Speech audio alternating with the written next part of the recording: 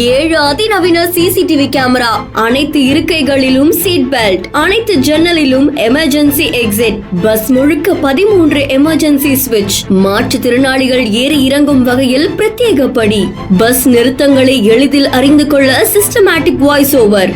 இப்படி ஒரு அதிசய இ பஸ்ஸா?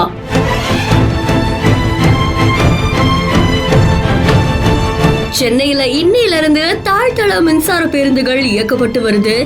ஏற்கனவே தாழ்தள பேருந்துகள் இயக்கப்பட்டு வர நிலையில இன்னைக்கு தாழ்தள மின்சார பேருந்துகள் இயங்க ஆரம்பிச்சிருக்கு.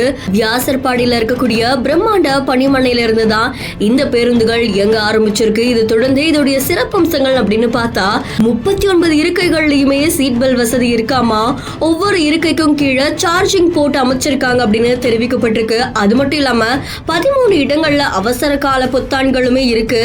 அண்ட் பயணிகளுடைய எண்ணிக்கையை கணக்கிடுறதுக்காக தனி கேமரா உட்பட 7 சிசிடிவி கேமராக்களுமே பொருத்தப்பட்டிருக்கு. முக்கியமா முதியோர் மற்றும் மாற்றுத்திறனாளிகளுக்காக தனி இருக்கையுமே கொண்டு வரப்பட்டிருக்கு. ஒரு முறை சார்ஜ் செஞ்சா கிட்டத்தட்ட இந்த பேருந்து 200 கிலோமீட்டர் தூரம் வரைக்கும் பயணிக்குமா. சக்கர நாற்காலியை ஏற்றுறதுக்கு சாய்வு பலகையுமே அமைச்சிருக்காங்க. பேருந்துடைய அடுத்த நிறுத்தத்தை அறியறதுக்காக எல்இடி டிஸ்பிளேவையும் பொருத்தி இருக்காங்க.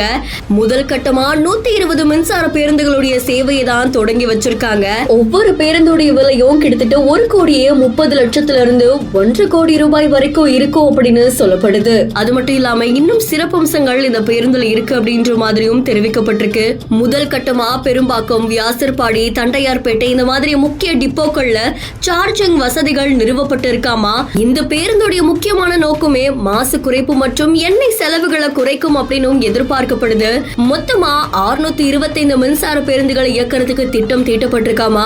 பொதுமக்களுடைய வசதிக்காக சென்னை முழுக்க இந்த மாதிரியான மின்சார தாழ்தள பேருந்துகள் களமிறங்கி இருக்கிறது பலரையும் நிகழ்ச்சிக்குள்ளாக்கியிருக்கு. செய்தி தொடர்பான உங்களுடைய கருத்துக்களை கமெண்ட்ல சொல்லுங்க. மேலும் செய்திகளுக்கு பிஹேண்ட் ஃபாலோ பண்ணிக்கோங்க.